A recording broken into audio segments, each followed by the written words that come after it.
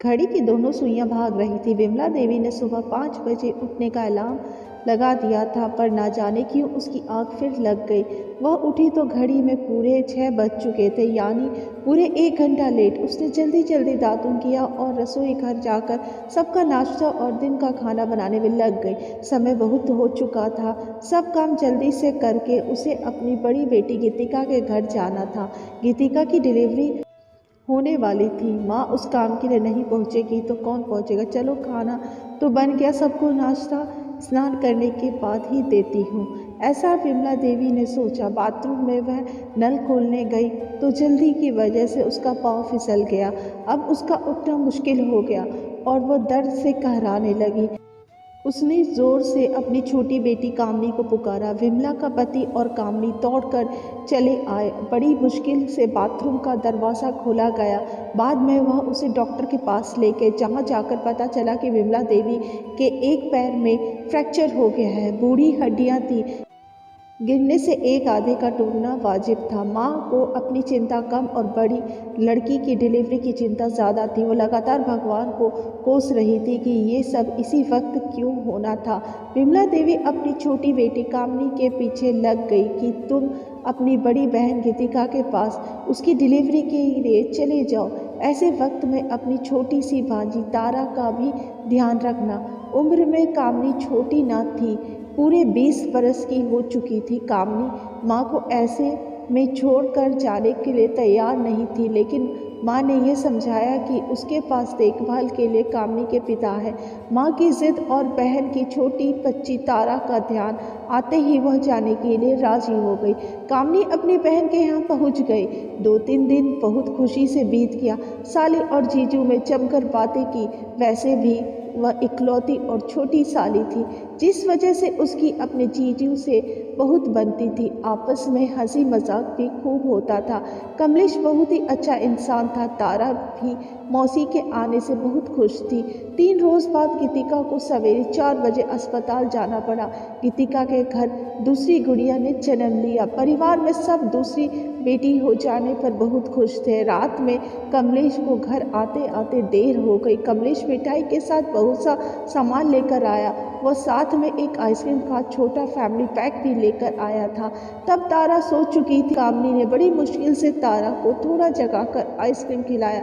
बाद में जीजू और साली दोनों बिस्तर पर ही बैठे बैठे हंसी मजाक करते हुए आइसक्रीम खाने लगे। थोड़ी सी बची हुई आइसक्रीम के लिए दोनों के बीच मजाक मजाक में छीना झपटी होने लगी। एक समय ऐसा आया कि कामनी बिस्तर के नीचे लेट गई थी और कमलेश उसके ऊपर था, बिल्कुल ऊपर। अलहड़ उम्र की कामनी में अब जीजू को दूर करने की ना हिम्मत थी और ना इच्छा। जीजू भी अब कमज़ोर पड़ चुके थे। आखिर वो तो था तो एक मर्द ही, और बाद में उन दोनों के बीच जो हुआ बहुत ही शर्मनाक था। दीदी की छुट्टी मिलकर घर आ जाने के बाद कामनी जल्दी ही अपने घर लौट आई। समय बीता। आज विमला देवी बहुत ही गुस्से में थी।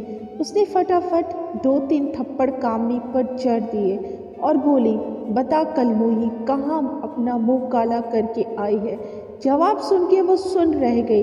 ऐसा लगा जैसे धरती फट गई हो। कामनी को गर्भवती करने वाला कोई बाहरी पुरुष नहीं, खुद उसका जीजू था। गीतिका और कमलेश दोनों को तुरंत बुलाया गया। गीतिका ने कमलेश से बहुत झगड़ा किया, लेकिन ये झगड़ा समस्या का हल नहीं था। समस्या का हल गर्भपात था, जिसके लिए कामनी बिल्कुल राजी नहीं हुई। बहन की इच्छा और उसके होने वाले बच्चे के साथ रिश्ता को ध्यान में रखकर गीतिका ने हकीकत को गले लगाने की सोची। वो कमलेश को दोषी तो मान रही थी, लेकिन शायद उसकी सज़ा कामनी के होने वाले बच्चे को नहीं दे सकती थी। वह उस बच्चे से पिता के नाम का हक भी नहीं छीनना चाहती थी।